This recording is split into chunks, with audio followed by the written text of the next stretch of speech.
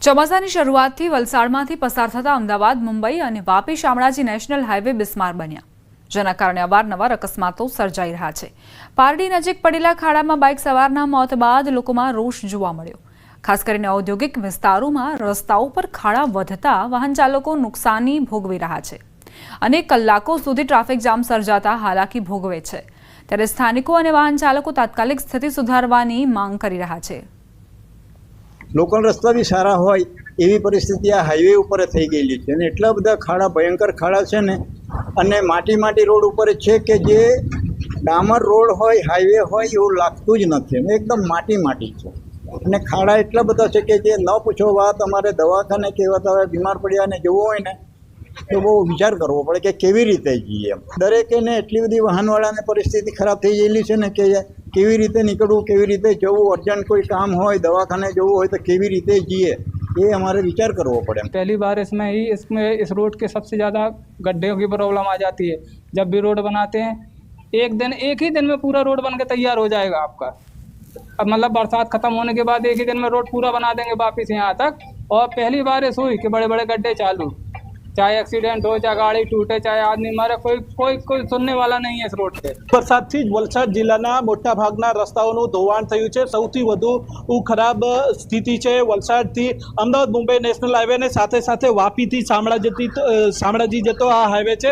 અત્યારે જે દ્રશ્યો જોઈ રહ્યા છો, વાપીથી શામળાજી જતો આ હાઈવે છે। અહીંયા આગળ હાઈવે પર મસ્ત મોટા ખાડા પડે છે, ઉપર ક્યાંય દૂર સુધી છે। અહીંયા આગળ ડામરનું નામ નથી। આ હાઈવે નેશનલ હાઈવે નહીં, પરંતુ કોઈ ગામનો અંતરિયાળ વિસ્તારનો ખાડાવાળો હાઈવે હોય એવું લાગી રહ્યું છે। અહીંયા આગળ અવારનવાર અકસ્માતો સર્જાઈ રહ્યા છે। પારડી નજીક અમદાવાદ મુંબઈ નેશનલ હાઈવે પર ખાડામાં પડતા એક બાઇક ચાલકનું કરુણ મોત નીપજ્યું હતું। ઉપર છે ટ્રક ચડી જતા તેનું ઘટના સ્થળ પર જ કરુણ મોત નીપજ્યું હતું। આમ ખરાબ હાઈવેને કારણે અવારનવાર છે અકસ્માતો સર્જાઈ રહ્યા છે। અહીંયાથી જવામાં પહેલાં 1.5 કલાક લાગતો હતો, મને 1.25 કલાક લાગતો હતો। હમણાં અપડાઉનમાં મને 2.5 કલાક લાગે। તો આ રસ્તાનો તો એવું છે કે અત્યારે કે રાતના કોઈક દિવસ ગાડી બંધ પડ્યું તો બહુ હાલત ખરાબ થઈ જાય। અડધો તો અમારો ગાડી જે છે રસ્તા માટે જ બંધ પડી જાય અમુક રાતના। એકવાર તો હું અહીંયા રાતના ફસાઈ ગયો હતો। દિવ્યેશભાઈ, કે આ હાઈવેની હાલત શું છે અને કઈ રીતે સમસ્યા સર્જાઈ રહી છે? આ હાલતમાં એવું છે કે દર વર્ષે જ આ રીતનું બનતું હોય છે ઘટના, અને દર વર્ષે રસ્તાની સ્થિતિ જે હોય આ જ રીતની હોય છે। એ રસ્તામાં એ લોકો જે કામકાજ કરાવો કેવું કરાવો ખબર નથી પડતી, પણ જે બી કામકાજ કરાવો છે યોગ્ય રીતે કરો, જેથી અમને વાહન ચાલકોને તકલીફ ના પડે। અકસ્માતો પણ ઘણા એ રીતે અહીંયા બની ગયા છે। ઘણા રસ્તામાં એવું થાય છે કે વાહનો જે છે, મોટા ટ્રકો છે, એમ જ પલટી ખાય છે। એ બી ખાડા ખબૂચિયાના લીધે પલટી થઈ જતા છે। એમાં જે માસૂમ લોકો પણ ફસાઈ જાય છે। ઘણીવાર પુલને આગળ પણ એક હાદસો બન્યો હતો, જેની અંદર એક ટ્રક ફસાઈ ગયો હતો અને એના સાથે બીજા બાઇક ચાલકો બી અથડાયા હતા। જીવલેણ અકસ્માતો સર્જાઈ રહ્યા છે ને નિર્દોષ લોકોના ભોગ લેવાઈ રહ્યા છે। ત્યારે અહીંયાથી પસાર થતા વાહન ચાલકો અને સ્થાનિક જે આજુબાજુના ગામના લોકો છે તેમની પણ ઉગ્ર માંગ છે કે અહીંયા આગળ વહેલી તકે આ વલસાડ જિલ્લાના અને ખાસ કરીને નેશનલ હાઈવેની હાલત સુધારવામાં આવે। ભરતસિંહ વાડેર, ન્યૂઝ 18 ગુજરાતી, વાપી। જૂનાગઢના વંથલી તાલુકાના ગામડાઓમાં રસ્તાઓની સ્થિતિ દિવસે ને દિવસે વધુ ખરાબ બની રહી છે। કણજા, કણજડી, ખોખરડા સહિતના માર્ગો બિસ્માર હાલતમાં છે। લોકોને ચાલવું પણ મુશ્કેલ બની ગયું છે। શાહપુરથી વાડલા તરફના કાળવા નદીના પુલનું કામ અધૂરું રહી ગયું છે અને ડાયવર્ઝન પણ વરસાદમાં ધોવાઈ ગયું છે।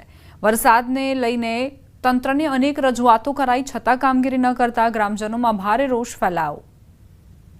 જેસીબી ખાલી આમ ધક્કો મારીને વયા ગયા, તે પછી કાંઈ કોઈ આવ્યું જ નથી। સાઈડ શોલ્ડર કરવા કે ધાબીનો નિકાલ કરવા કોઈ આવ્યું નથી। અત્યારે વિદ્યાર્થીઓને તકલીફ અંદાજથી વધારે વિદ્યાર્થીને તકલીફ પડે છે। અત્યારે જે સ્કૂલ બસ આવે એ સ્કૂલ બસને કરવું હોય ને તો અમે મોટરસાયકલ વાળો હોય તો હવે મોટરસાયકલ વાળાને રિવેસ લેવું કે બસ વાળાને રિવેસ લેવું, અને અકસ્માતનો મોટો ભય છે અત્યારે વિદ્યાર્થીને। તો એની જવાબદારી કોની? કણજડી રોડ જાય બહુ ખાડા છે। અત્યારે તંત્ર ખાડા બુરું આવ્યું હતું, અમે બધા લોકોએ તેને મનાઈ કરી, કારણ કે તો અત્યારે તંત્ર કામ કરવા આવે એ ખાડા પાછા 5 દીમાં બગડી જવાના। તો ઉનાળામાં તંત્ર ગયું ક્યાં બધું?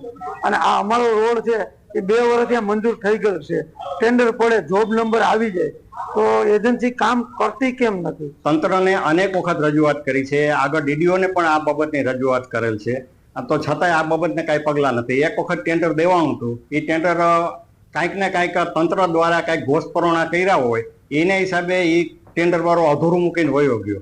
અને રીટેન્ડર કરવામાં રીટેન્ડર કર્યું તો રીટેન્ડરની અંદર એક જ માગણીદાર આવ્યો એટલે વળી પાછો રીટેન્ડર કરવા, આમને એમ પ્રક્રિયા લંબાવતા જાય તો લોકો શું કરે? લોકોને એવડી બધી અગવડતા થાય છે કે લોકોને અમે મોઢું બતાવવા લાયક નથી રહ્યા. પણ એજન્સીએ અધૂરું કામ કરી અને પ્રોગ્રેસ ન જાળવતા અધૂરું મૂકીને ચાલી ગયેલ હતી, એટલે એના ઉપર નિયમ મુજબ કાર્યવાહી કરી એજન્સીને ટર્મિનેટ કરેલ છે અને બાકી રહેતા કામનું રીટેન્ડર કરેલ હતું.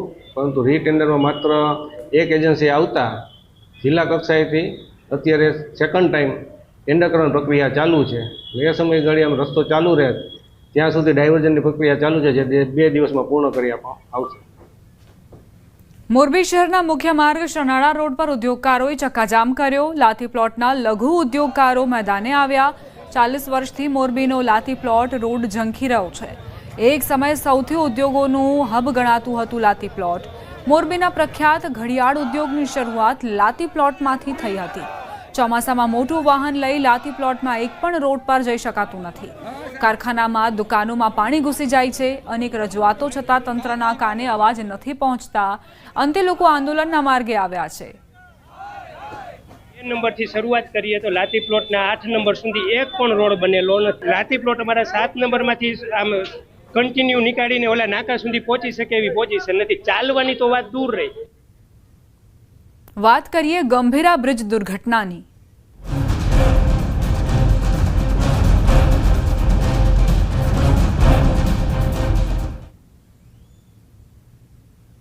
આણંદના ગંભીરા બ્રિજ દુર્ઘટનામાં 10 લોકોના મોત થયા. રેસ્ક્યુ ટીમે 9 લોકોનો બચાવ કર્યો. મૃતક પરિવારોને રાજ્ય સરકાર 4 લાખ આપશે. કેન્દ્ર સરકારે 2 લાખની સહાયની જાહેરાત કરી છે. ઈજાગ્રસ્તો માટે 50,000 રૂપિયાની સહાય કરાઈ છે. બ્રિજ તૂટતા નદીમાં 5 વાહનો ખાબક્યા હતા, જેમાં 2 ટ્રક, 2 ઇકો વાન, 1 પિકઅપ વાનનો સમાવેશ થાય છે. હાલ નદીમાં રેસ્ક્યુ ઓપરેશન ચાલી રહ્યું છે. ઇમરજન્સી રિસ્પોન્સ સેન્ટરની ટીમ અને એનડીઆરએફની ટીમ પણ સ્થળ પર છે. વર્ષ 1985માં આ બ્રિજનું નિર્માણ થયું હતું અને અંદાજે 40 વર્ષ જૂનો જર્જરિત બ્રિજ હતો. બ્રિજ જર્જરિત હોવાથી 212 કરોડના ખર્ચે નવો બ્રિજ બનાવવા માટે મંજૂરી પણ આપી દેવાઈ હતી. જોકે બ્રિજ બંધ નહોતો કરાયો. દુર્ઘટના બાદ આણંદ, વડોદરા વહીવટીતંત્રના અધિકારીઓ પણ સ્થળ પર છે. અગાઉ સ્થાનિક ગ્રામજનોએ પણ આ બ્રિજ જર્જરિત હોવાની રજૂઆતો કરી છે, પરંતુ તેમની વાત નહોતી સાંભળવામાં આવી. તો પાદરાના ધારાસભ્યએ પણ નવીન બ્રિજ બનાવવા માટે રજૂઆત કરી હતી.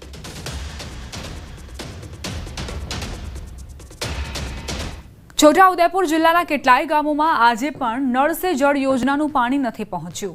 આ વાત ખુદ ભાજપના જ પાવી જેતપુરના ધારાસભ્ય જયંતિ રાઠવા કહી રહ્યા છે. ધારાસભ્ય જયંતિ રાઠવા સરપંચ સંમેલનમાં હાજર રહ્યા, જ્યાં તેમણે સંબોધન કરતા જણાવ્યું કે કોન્ટ્રાક્ટર અને અધિકારીઓની મિલીભગતના કારણે યોજનાનો લાભ લોકોને નથી મળી રહ્યો. સરકાર કરોડોનો ખર્ચ કરે છે, પરંતુ તેનો લાભ સામાન્ય જનતાને નથી મળતો. લાભ ફક્ત અધિકારી અને કોન્ટ્રાક્ટરને થાય છે. સરકાર દ્વારા અધિકારી અને કોન્ટ્રાક્ટર પર તકેદારી રાખી હોત તો કદાચ આજે લોકોને તરસે મરવાનો વારો આવ્યો ન હોત તેમ કહ્યું. જોકે આ બાબતે ખરાઈ કરતા સામે આવ્યું કે ખરેખર ગામના લોકો પાણી માટે વલખા મારી રહ્યા છે અને હજુ પણ લોકોના ઘરોમાં પાણી નથી પહોંચ્યા. વ્યવસ્થિત રીતે આપણે કામ ન કરવાના કારણે નર્મદાનું પાણી મુખ્ય હેડવર્ક્સ અને સંપ સુધી લાવવાનું કામ રાજ્ય સરકારે કર્યું છે, પરંતુ મુખ્ય સંપત્તિ મોટર દ્વારા ટાંકીમાંથી જે ગામમાં લઈ જવાનું છે એ પાઇપલાઇનો આપણે વ્યવસ્થિત દેખરેખ રાખવાના ન કારણે આપણે બધા નિષ્ફળ ગયા છે. એટલા માટે નવા સરપંચોને એ ટકોર કરી હતી કે જ્યાં સુધી દરેક ઘર સુધી પાણી ન પહોંચે ત્યાં સુધી આપને કોઈએ પણ કમ્પ્લીશન સર્ટિફિકેટ આપતા નહીં. આ માટેની એમને ટકોર કરી હતી. બાકી અને આ જે વિચાર છે કે દરેક ઘરને નળથી પાણી આપવું, એ વિચાર જ ખૂબ મોટો છે. ઘણા બધા એવા ગામો છે કે જેમાં નળથી પાણી 100% સારી રીતે મળે છે, પણ જ્યાં હજી ત્રુટિ રહી છે તો એમાં સરપંચોને એ સલાહ આપી કે આપ પાણી સમિતિ દ્વારા એનું યોગ્ય નિરીક્ષણ કરી અને પછી જ કમ્પ્લીશન સર્ટિફિકેટ આપજો. જ્યાં મારફતે ખાડા ખોદાઈને ખાલી પાઇપો નાખીને સ્ટેન્ડ પોસ્ટ મૂક્યા હતા. અમે વખતો વખત સરકારને કહેતા આવ્યા છે કે આ યોજના ફેલ ગયેલી છે, તેમ છતાં આ બેરી અને મૂંગી સરકારે અમારી વાતને ધ્યાનમાં લીધી નહીં. હવે જ્યારે સરકારના ધારાસભ્ય શ્રી જયંતિભાઈ રાઠવા આ વાતને પોતે સ્વીકારી છે કે અમારા જિલ્લામાં આ યોજના ફેલ ગયેલી છે, ત્યારે આ બાબતની તપાસ સરકારે તળિયાથી નળિયા સુધી કરવાની જરૂર છે. અમે ઘરે ઘરે નળ છે પણ ટીપા પાણી નહીં. ઉનાળામાં બહુ તકલીફ પડે, કોકના ખેતરમાં જવું પડે, કાં નંધે જવું પડે, પણ નંધે પણ પાણી નથી મળતું. તકલીફ છે એટલે અમે જાણીએ છીએ, અમારું મન જાણે છે. કારે પાણી નથી, તે સમય આવે ને તો ખબર પડે કે પાણી છે કે નથી. દાહોદ જિલ્લાના લીમડી નગરના પ્રધાનમંત્રી કિસાન સમૃદ્ધિ કેન્દ્ર પર છેલ્લા કેટલાય દિવસોથી ખાતર માટે લાંબી કતારો જામી છે.